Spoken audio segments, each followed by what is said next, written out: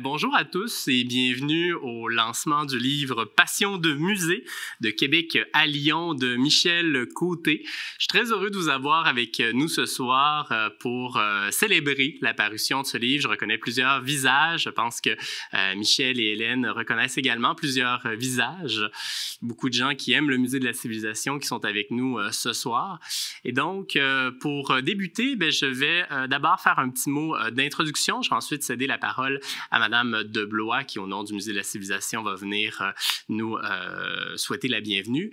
Ensuite, je reprendrai brièvement la parole au nom des éditions du Septentrion et finalement, on va laisser la place à Michel Côté et Hélène Dionne, son éditrice, pour un entretien de 45 minutes à peu près, qui sera suivi d'une période de questions. Puis, il sera possible de vous procurer le livre, si ce n'est pas déjà fait, et de le faire dédicacer par Michel Côté dans le hall du musée. Je dois malheureusement vous dire de remettre vos masques. Je suis bien navré, mais bon, c'est à la demande de la santé publique et du musée, puisque, comme vous le savez, depuis le 8 octobre, si je ne m'abuse, on a le droit de remplir les salles à pleine capacité, mais en contrepartie, il faut garder le masque. Et donc, malheureusement, il nous faut le remettre. Et donc, sans plus attendre, je souhaite la bienvenue à Mme Geneviève de Blois, directrice de l'accueil et de l'expérience client, qui va nous souhaiter un petit mot d'accueil au nom du musée. La parole est à vous.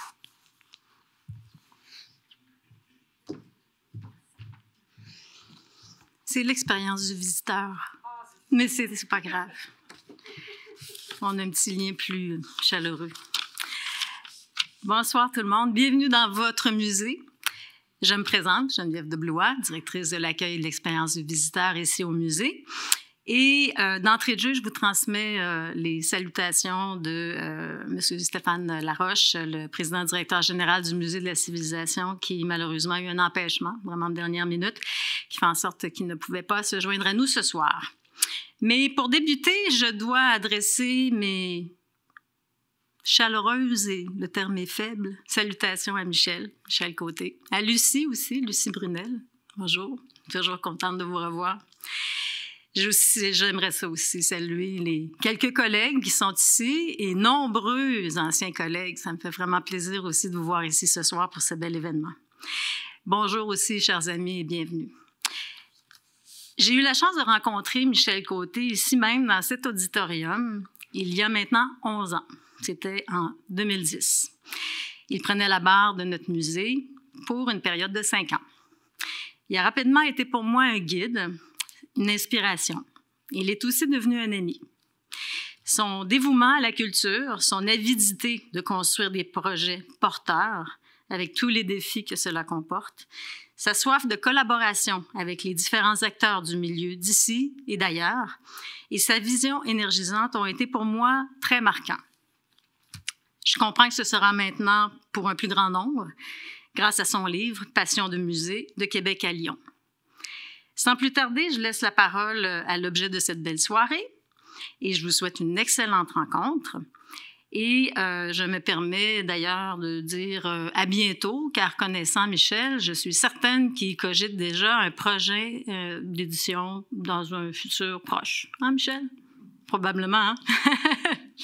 Alors, je vous souhaite une belle rencontre, une belle soirée et amusez-vous bien, M. Côté.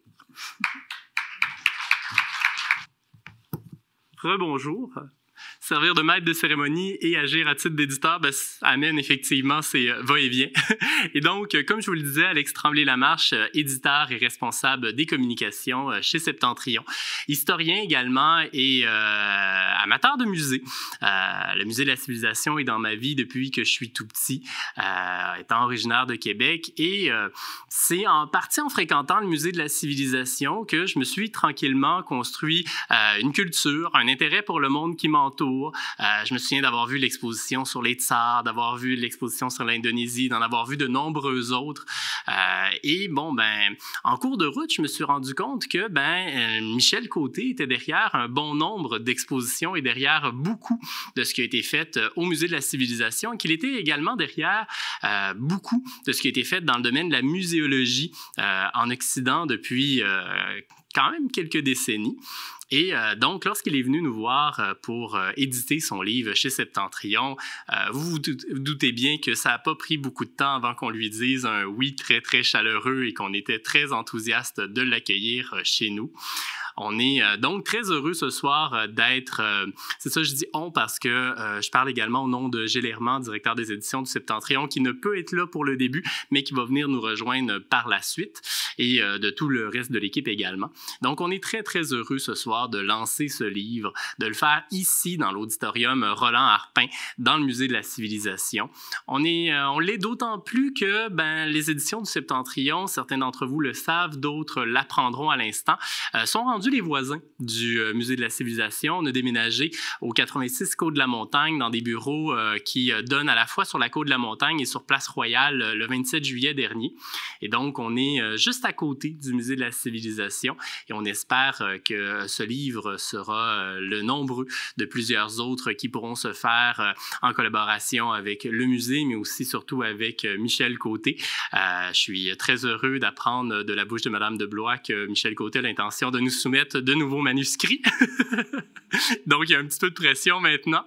Mais pour ce soir, concentrons-nous surtout sur Passion de musée de Québec à Lyon pour un entretien entre Hélène Dionne, que la plupart d'entre vous connaissez, et Michel Côté. Et donc, place à Hélène, place surtout à Michel. Et bonne soirée à tous. Grand merci. Bonsoir. Je suis très heureuse d'être de retour chez nous. Donc, je vous j'invite Michel à nous raconter, pour le bénéfice de tous les invités ici présents, la petite histoire du livre « Passion de musée de Québec à Lyon ». Alors, ma toute première question, c'est d'où vous est venue l'idée de ce livre? C'est toujours la première question qui est toujours la plus difficile, dans le fond, en même temps. Mais avant toute chose, je tiens à dire que je suis très content aussi d'être dans cette maison qui m'aura marqué. Puis je suis très content de voir que beaucoup de mes camarades avec qui j'ai travaillé, parce que ce musée-là est d'abord une œuvre collective et que les gens qui ont participé à la création de cette institution, à son action, à ses opérations soient là, ça me touche beaucoup. Donc, ce livre vous appartient parce que je n'ai pas tout raconté. Vous pourriez ajouter des chapitres. Donc, le volume 2 sera plutôt la contribution de l'ensemble du personnel du musée qui pourront raconter leur propre version du Musée de la Civilisation. En fait, ce livre vient je dirais il y a trois idées principales. Il y a une première idée, dans le fond, c'est comme muséologue, je dois dire qu'il faut qu'on laisse des traces. Hein? On est habitué à laisser des traces dans l'histoire et c'est important de laisser des traces de ce qui se passait. Et dans le fond, il y a très peu d'écrits de gens qui ont géré des institutions muséales, qui ont créé des institutions muséales, qui ont décrit leurs opérations et leur vision des choses. Hein. J'en connais quelques-uns en Espagne, j'en connais quelques-uns en France. Au Québec, il n'y en a pas beaucoup qui l'ont fait non plus. Donc, je trouvais ça utile de jeter un regard sur ce qui avait été fait avec des véritables traces. On l'avait fait d'ailleurs avec M. Harpin en publiant avec toi, chère Hélène, à Vision culturelle de M. Harpin pour laisser justement des traces de ses écrits et de sa pensée qui avait conduit le musée où il était. Il y a une deuxième raison, dans le fond, pour ça. Puis, dans le fond, c'est une raison qui s'applique aussi je dirais, aux expos de la même façon. J'ai toujours pensé que les expos étaient des lieux d'enchantement, mais de connaissance et de réflexion. Et j'ai voulu faire, donc, de ce livre aussi un livre de connaissances. Je voulais que les gens découvrent un peu ce qui se passait derrière un musée. Hein. Les gens vont voir des expos, vont assister à une activité culturelle, à une activité de médiation, mais ils se posent toujours la question, qu'est-ce qu'il y a derrière? D'autant plus que beaucoup d'activités muséales qui sont presque invisibles. Toutes les activités de conservation, par exemple, toutes les activités de recherche. Vous avez été à la recherche pendant longtemps, vous savez très bien que c'est des choses qui ne sont pas nécessairement visibles, mais qui sont fondamentales pour une institution muséale. Et donc, faire découvrir un peu et faire découvrir ce qu'il y a derrière, ça me paraissait excessivement important en termes de connaissances. Mais ça me paraissait aussi important en termes de réflexion. Je voulais que ce soit un livre qui nous permette de réfléchir sur un certain nombre d'enjeux des musées contemporains. Puis il y en a beaucoup, on pourrait revenir, beaucoup d'enjeux qui se posent pour les musées en général et pour les institutions culturelles. Donc c'était pour moi à la fois une occasion de décrire ma passion, mon enchantement face au musée, mais en même temps d'essayer d'apporter un certain nombre de connaissances et de réfléchir aussi. Donc, un objet à la fois de plaisir, un objet de connaissance, mais un objet de réflexion. Et c'était important aussi, je pense, personnellement, de raconter un certain nombre de choses. Je dois l'avouer, parce que c'est aussi un geste personnel. Au-delà de ça, on a vécu des choses sans tomber dans l'anecdote, sans tomber dans l'émotion. Mais c'est important de dire comment nous, on avait notre propre vision et comment cette chose qui est le musée nous a transformés, nous a aidés. Je pense que c'est tout ça qui justifiait. Et puis, c'est la pression d'amis, hein, Gérard aussi, lui, puisque c'est à cause de lui que j'ai écrit le livre. Et que les gens disent qu'il faut écrire le livre. Et c'est vrai que parfois on dit des choses, mais on ne mesure pas les conséquences. Donc, il m'a encouragé à écrire le livre et ça m'a permis de le faire. Est-ce que tu considères que le livre que tu as rédigé est un récit de carrière ou si on va jusqu'à un livre de référence? C'est les deux. Je dois dire, pour moi, c'est les deux. C'est important. Bon, c'est pas un véritable récit de carrière parce que je commence pas au tout début de ma carrière, pas véritablement, même si je fais des références un peu à l'histoire. Je fais des références au début du Musée de la Civilisation, puisque j'ai eu le bonheur d'être ici au tout début, avant même qu'il soit construit. D'ailleurs, je paniquais quand je voyais les salles qu'il fallait remplir, tout ce qu'il y avait à faire, là. Donc, j'étais ici au tout début. J'ai eu la chance, c'est vrai, d'être à la fois responsable de la médiation, des collections, de la recherche et des expos, donc de faire le tour presque de toutes les responsabilités muséales de l'institution. Mais je raconte pas ça. Dans le fond, je raconte surtout mon expérience à titre de directeur général. Et qu'est-ce que c'est que la gouvernance d'une institution culturelle? Et pour moi, c'était intéressant de le faire dans une perspective comparative. Dans le fond, le Musée de la Civilisation est né de rien. J'exagère quand je dis ça parce qu'il est né des collections qui étaient au Musée des Beaux-Arts de Québec. Là. Si vous lisez la préface de M. Beauchois, vous allez comprendre ce que je raconte. Donc, on a décidé de faire 2 musées, un musée d'art et un musée de civilisation, mais on partait de zéro tout de même. On partait d'une collection de technologie, mais on partait de zéro aussi. Mais bien sûr qu'il y avait des gens qui avaient fait des travaux. Je pense à tous les gens qui étaient dans les comités du ministère de la Culture. Il y a des groupes de travail qui avaient réfléchi, qui avaient pensé. Mais on partait tout de même de pratiquement zéro. Alors qu'en France, quand je suis arrivé à Lyon, je partais d'un vieil établissement, d'une vieille institution qui faisait presque 3 siècles, qui faisait des expos. Et donc, il y avait une longue tradition qu'il fallait être en rupture et recommencer un nouveau projet culturel. Et là, c'est intéressant, je pense, pour les lecteurs, de voir un peu comment se vit ce double développement, comment on met sur place une institution nouvelle et comment on transforme une institution. Donc, il y a un côté carrière, mais je voulais que ce soit pas non plus anecdotique sur moi. Je voulais en profiter de tirer de mon propre expérience un certain nombre de leçons, ce qui fait que des étudiants ou tous ceux qui s'intéressent à la muséologie pouvaient y avoir une véritable référence, quoi. Ils pouvaient retourner à lire ces choses-là puis dire « Ah oui, le musée, c'est un peu plus compliqué que je pensais. Il y a plus d'enjeux que je pensais. » Donc, dans ce sens-là, il y a un côté référence, effectivement. C'est donc, est-ce qu'on pourrait dire que c'est sa caractéristique propre par rapport aux autres livres de muséologie? C'est vrai.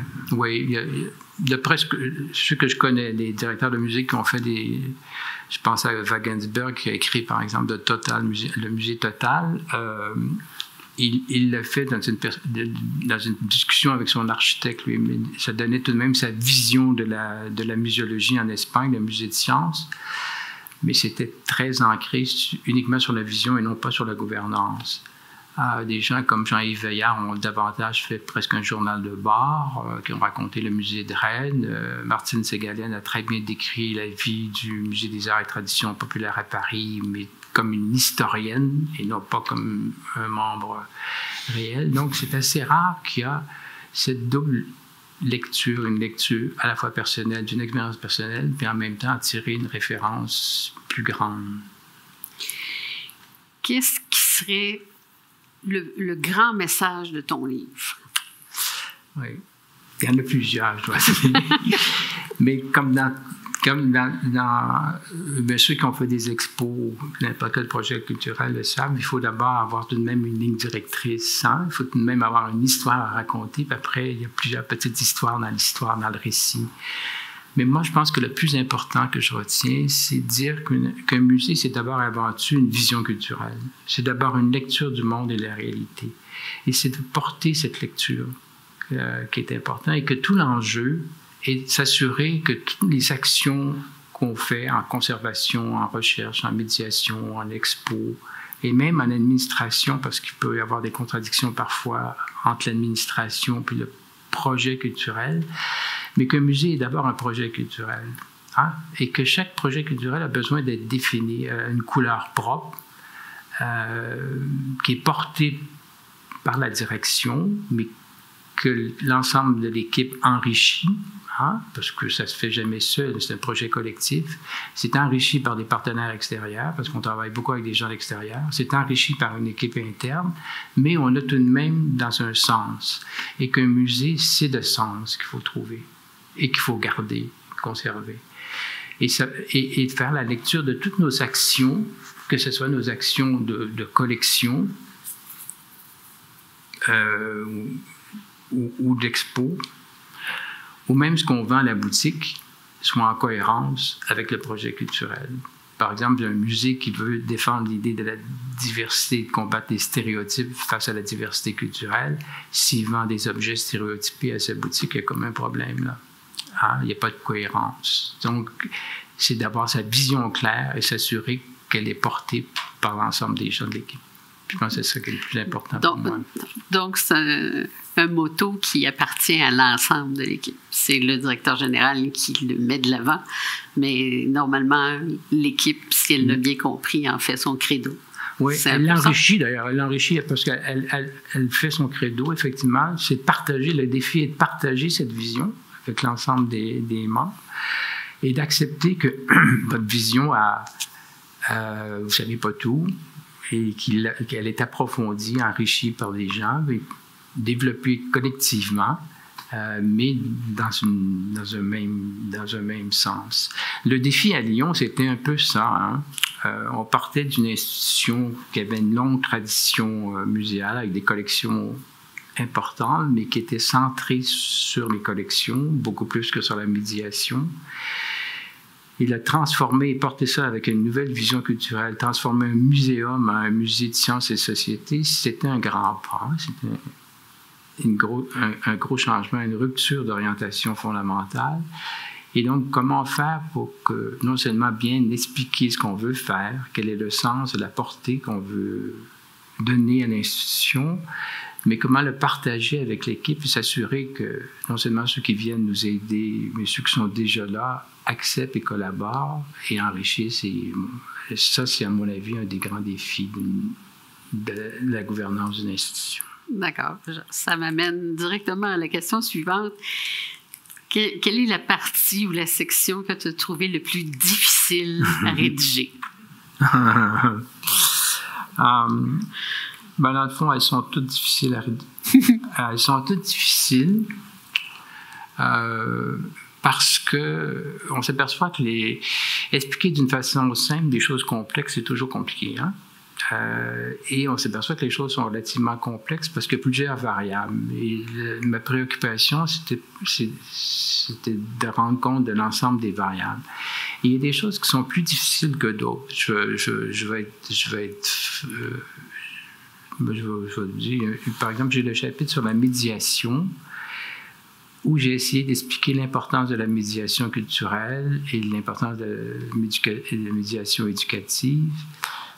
J'ai décrit les processus, tout ça, mais de faire sentir l'émotion et l'importance de l'activité culturelle, c'est ça, j'ai trouvé ça compliqué. Parce que pour moi, quand j'ai assisté, par exemple, quand on a fait la longue nuit des musées, je me souviens même plus comment ça s'appelait, la nuit des musées, où on avait dans chacune de nos salles Joséphine Bacon, Chloé Sainte-Marie, des gens qui chantaient de l'opéra, Daou qui faisait de la poésie, qu'on se promenait de salle en salle. Vous ne pouvez pas faire autrement que d'être bouleversé, transformé, touché, ému, sortir différent. Vous ne sortez pas indemne, ça c'est sûr. Et comme expliquer ça, c'est difficile. Hein? il faut le vivre. Je dirais que c'est pour la même chose pour une expo. Comment traduire le fait qu'il y a des expos, il y a des expos qui ont été formidables, qui ont chamboulé les gens. Souvenez-vous de chansons là, où les gens dansaient et chantaient dans la salle d'expo. C'était même extraordinaire. Donc, on voyait bien que ça transformait les gens. Là. Ils la vivaient. Ils avaient une expérience muséale excessivement forte. Alors, traduire comment les musées nous font vivre des choses importantes, c'est ça que pour moi qui est le plus difficile dans un livre comme ça. On manque de mots parfois. On manque de mots, puis dans le fond, il faut aller visiter des musées, il ne faut pas lire des livres. Il faut aller visiter des musées pour avoir lu le livre. Hein. Mais je dirais que c'est le même problème que la littérature. Hein. Raconter une histoire, mais faire plus que raconter l'histoire, faire passer du vécu dans cette histoire-là, c'est probablement ça le plus difficile. Après, je vais vous dire que j'ai une angoisse. Moi, je sais très bien qu'un musée, c'est une œuvre collective.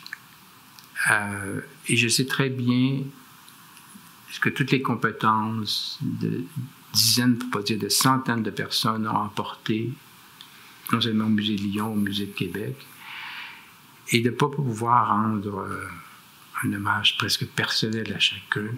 Ça, j'ai trouvé ça ennuyeux. Donc, d'être obligé oui, c'est ça. J'aurais voulu avoir le tome 2 pour être le nom de tous les employés qui ont travaillé au musée. On va faire une rubrique annuaire.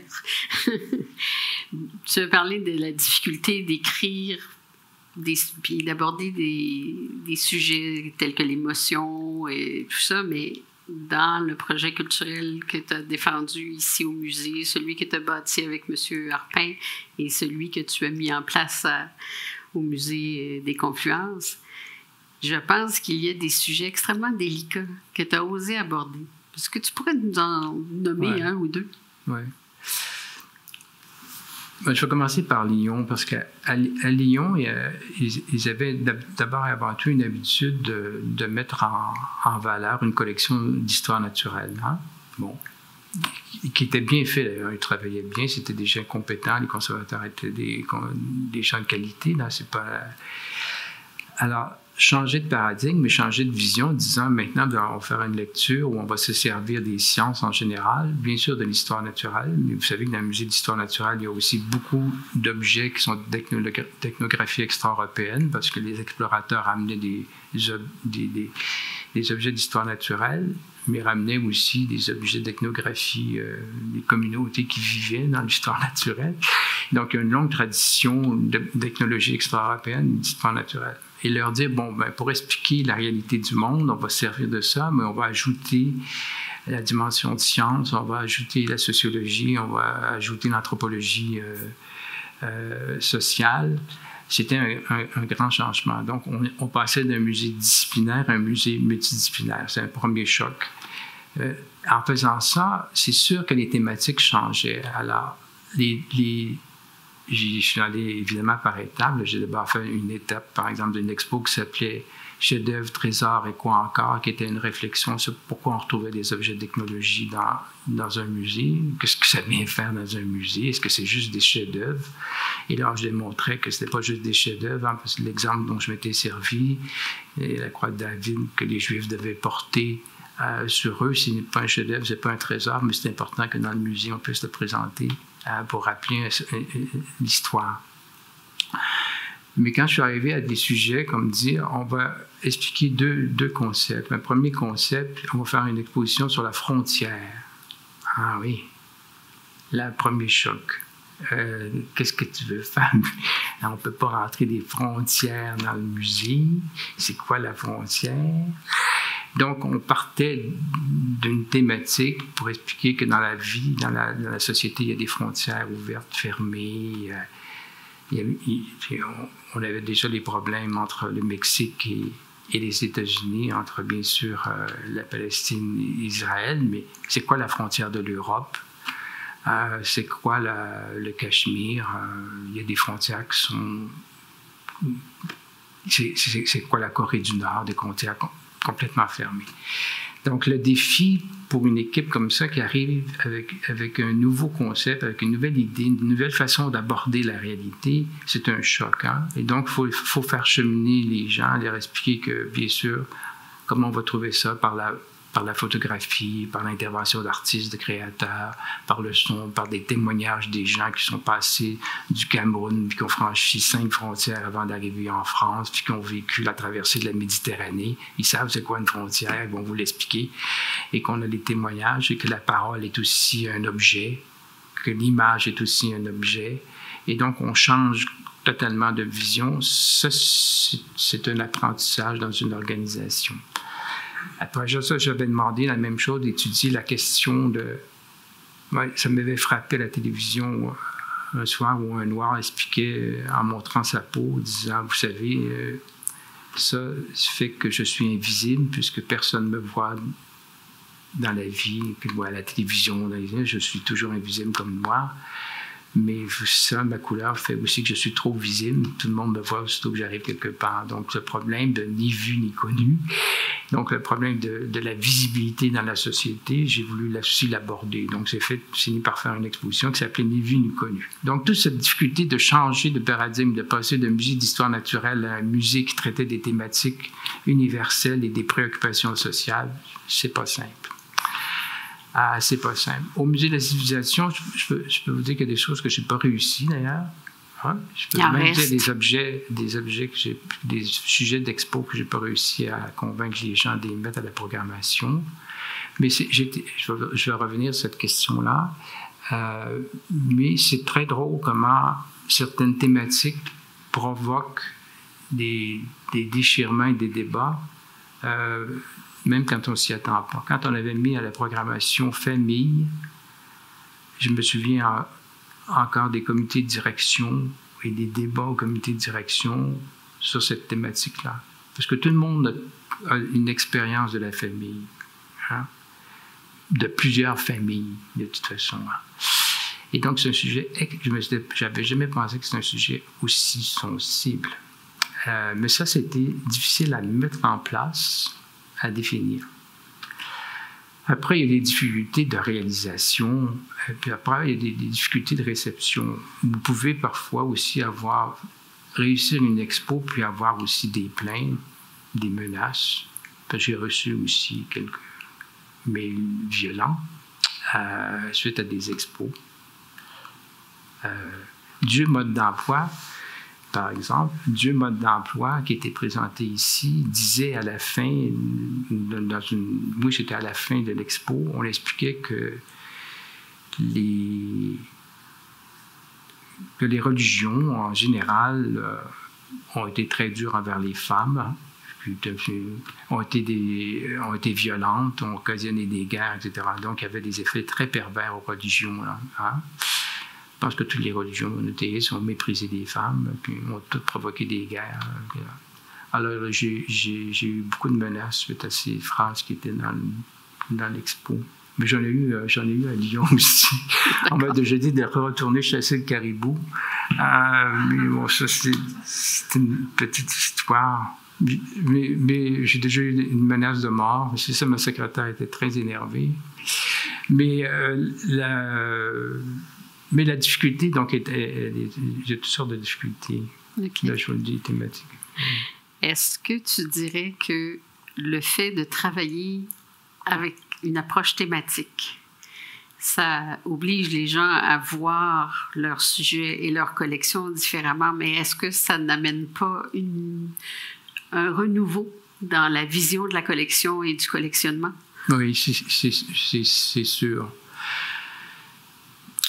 Puis, on reviendra peut-être au musée de la civilisation, le collectionnement du musée de la civilisation. Mais c'est sûr qu'un musée thématique, ça change complètement la vision des objets de collection. La plupart, dans la postface de Jean Guibal, d'ailleurs, Jean explique que la vision qu'il avait du musée de la civilisation au tout début, elle était assez négative. Il disait, les conservateurs sont presque des accessoiristes. Hein? Il l'a dit dans sa postface. Après, il a compris, mais la vision, la différence entre un conservateur en France qui est responsable à peu près de tout, hein, qui a un monopole de tout, c'est la toute-puissance du conservateur. Ici, un conservateur est membre d'une équipe, hein, qui travaille, et donc, avec des gens qui font sur la recherche thématique, avec les gens qui travaillent en design, avec les gens chargés de projet. Donc, il est membre d'une équipe, donc il participe, il n'est pas nécessairement celui qui construit tout le discours. Donc, et les objets qu'on doit choisir et mettre en valeur, ça vient de changer complètement, parce que là, on peut discuter des types d'objets. Hein. Justement, c'est pour ça que j'avais fait l'exposition Chef-d'œuvre, trésor et quoi encore, qui était une réflexion sur les objets de technographie qu'on retrouve dans les musées. Et on peut s'apercevoir qu'il y a toutes sortes d'objets qu'on peut retrouver dans les musées. L'important, c'est le contexte, c'est ce qu'on raconte sur l'objet, c'est la façon, ce que l'objet raconte, ce que l'objet dit, mais ce qu'on lui fait dire aussi à l'objet. La parole du musée est aussi importante que la parole de l'objet. C'est le musée qui parle, pas nécessairement l'objet. Et donc ça fait un changement excessivement profond avec les musées. Et c'était une révolution, effectivement, au Musée de la Civilisation, et c'était une révolution en France aussi, encore plus, évidemment. Mais nous, c'était une autre révolution, j'ose le dire, là, je vais faire un truc. Au musée, on a eu un développement des collections qui était très technologie, avec une école technologie. Et dans le fond, on avait une approche au musée qui était plus de l'anthropologie sociale et culturelle que l'approche de l'ethnologie traditionnelle. Et ça change aussi les choses. Et ça posait au musée la question qu'on n'a pas toujours résolue, ou mal résolue, j'ose le dire, au musée de la civilisation. Par exemple, tous les objets, puisqu'on a toujours dit qu'on traitait de la société québécoise, mais en lien avec d'autres sociétés, quelle est la place des objets d'ailleurs? Hein? Et notre collection n'est pas très riche en objets d'ailleurs, hein? en lien avec la société québécoise. Et est-ce que le Musée de la Civilisation ne devrait pas développer en parallèle à sa propre collection nationale, une collection réellement internationale qui rend compte de d'autres façons de procéder ou qui fait des points de comparaison ou qui fait des prolongements par rapport aux grandes thématiques? Et ça, c'est pas nettement résolu au Musée de la Civilisation encore. Heureusement, il reste... Dans ma tête, c'est résolu, mais pas au musée. Ça va faire l'objet d'un autre chapitre. Qu'est-ce que c'est ton meilleur souvenir ou tes meilleurs souvenirs de carrière? Oh mon Dieu. Est-ce qu'on a 2h30? Parce qu'il y en a beaucoup. Je peux pas... Moi, j'ai eu la chance, c'est vrai, de travailler au niveau des collections, au niveau de la recherche, au niveau de la médiation, des expos, dans tous les secteurs, avant de faire la gestion là, du musée. Et j'ai trouvé des plaisirs dans chacun des secteurs. De travailler aux collections, c'est formidable. C'est formidable le lien avec les objets, d'abord. Hein. Moi, j'aime beaucoup les objets. Et découvrir un certain nombre de réalités. Et développer des collections, c'est quelque chose de fabuleux et ça nous permet de faire des rencontres et des échanges, notamment avec des collectionneurs. Pendant les dernières années, là, je vais donner des exemples. La collection Bienvenue, tu as fait le livre. Oui. tu as fait le livre aussi avec Pierre Gauvreau, hein, donc tu sais de quoi je parle. Mais alors, Paul Bienvenu a une collection hippomobile de 217 ou 220, en tout cas 200 quelques hippomobiles, qui est le travail d'une vie. Et découvrir la réalité de cette collection, échanger avec ce collectionneur, décider de l'acquérir et de l'entrer dans la collection nationale et le protéger, c'est quelque chose de formidable. Rencontrer Pierre Gauvreau et découvrir sa collection, non seulement d'art populaire, mais ses œuvres, et discuter avec lui, décider de faire une expo, puis entrer une centaine, je me souviens plus, une centaine d'œuvres dans les collections du musée, c'est aussi un bonheur extrême, mais ça, je pourrais en citer des centaines. Et je dirais qu'en Europe, j'ai découvert, j'ai appris beaucoup là aussi. Comme on apprend, ce qui est merveilleux dans le musée, c'est qu'on apprend tout le temps. Hein? C'est bien de travailler dans un musée de civilisation parce que ça nous ouvre à toutes sortes de choses. Moi, j'ai découvert, par exemple, l'art africain d'une façon beaucoup plus profonde quand j'étais en Europe, parce que c'est pas très présent ici au Québec, mais en Europe, c'est excessivement présent. J'ai acquis des centaines d'œuvres d'art africain. J'ai redécouvert l'art aborigène là-bas. C'est le bonheur de travailler sur les collections. C'est quelque chose de fabuleux, d'enrichir le patrimoine collectif. Travailler en médiation, c'est aussi très bien.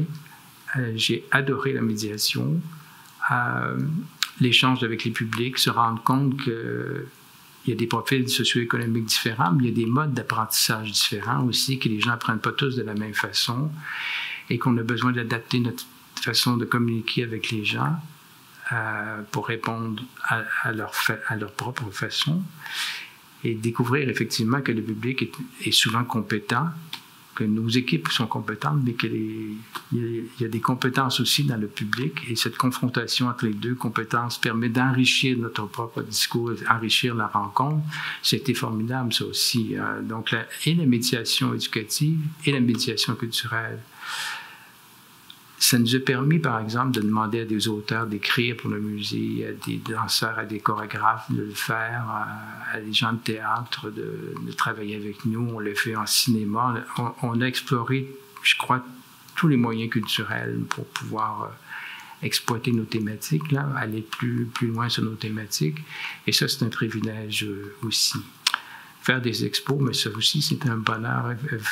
Faire des expos à la fois internationales et nationales, parce que il y a un bonheur.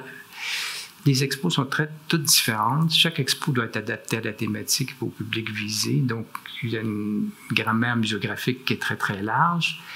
Donc, vous trouvez des plaisirs à chacun. Moi, c'est le plaisir parfois de découvrir des cultures lointaines, c'est sûr, mais de découvrir aussi un patrimoine local, de le faire d'une façon sensible, de le faire par la démonstration, de le faire par la provocation.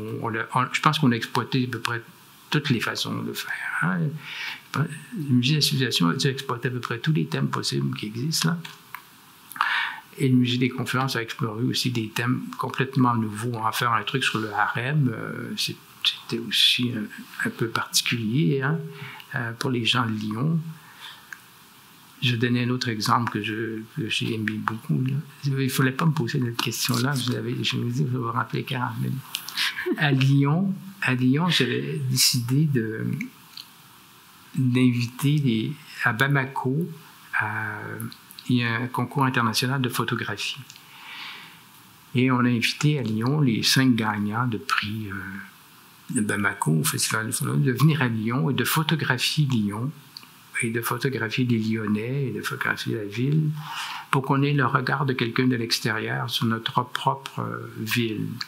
Donc, en général, on va en Afrique parce que c'est exotique, mais là, c'est les Africains qui venaient voir l'exotisme lyonnais. Hein? C'est nous qui étions exotiques. Et donc, j'ai fait des expos partout dans la ville. J'en ai fait dans un hôtel, dans un hôpital, dans la rue, dans une fondation, dans des galeries. Tous ces photographes-là ont eu des expos dans la ville. Mais on leur disait en plus, allez dans la ville et chaque soir, vous revenez avec votre matériel et on fait des ateliers devant le public sur votre regard, ce qui vous a frappé.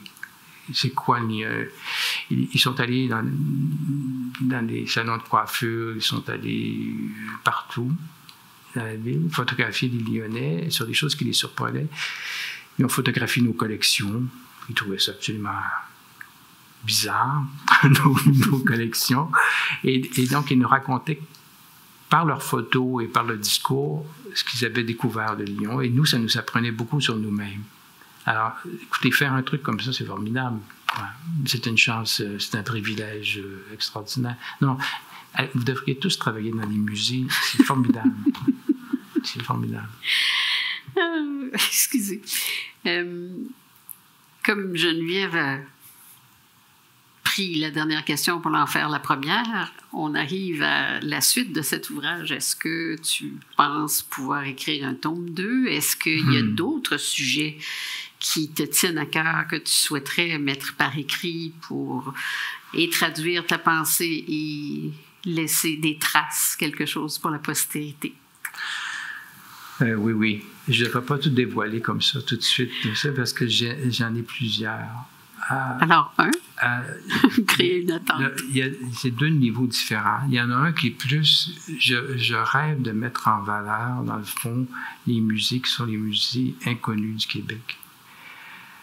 Quand vous arrivez à Québec, vous pensez tout de suite au musée des Beaux-Arts, au musée de la civilisation. Mais il y a d'autres choses, hein? Il y a d'autres musées.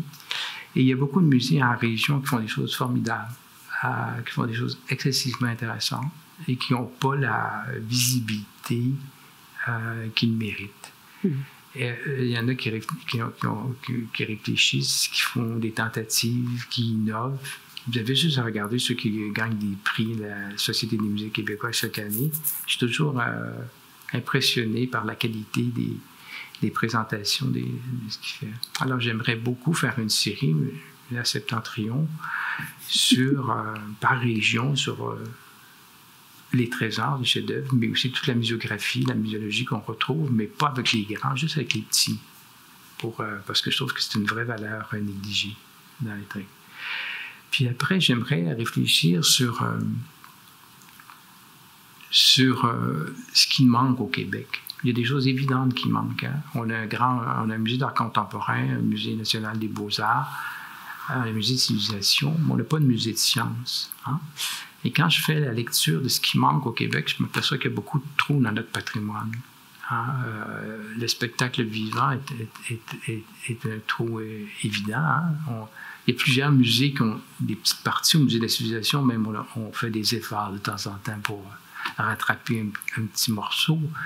Mais il n'y a pas de pensée sur le spectacle. Sur le patrimoine du spectacle vivant, il n'y a rien, quoi. Sur le travail, il y a peu de choses. Hein? Donc, on pourrait... le travail, il y a les travailleurs. Hein? Pourtant, le travail et les travailleurs, c'est assez important. Le travail et les travailleurs, c'est assez important dans une société.